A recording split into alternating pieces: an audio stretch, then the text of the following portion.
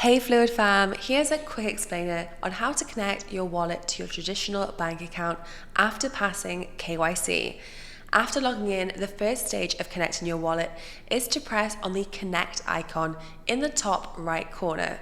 This will reveal a screen showing that our wallet isn't connected. Then you press the red connect button and select MetaMask. Then we press connect in the MetaMask pop-up. After connecting, we have to add the Arbitrum network by selecting the other red button that you can see below.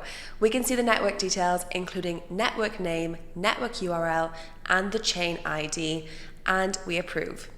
Then we have to complete our Google authentication by inputting the code sent to your Google Authenticator app.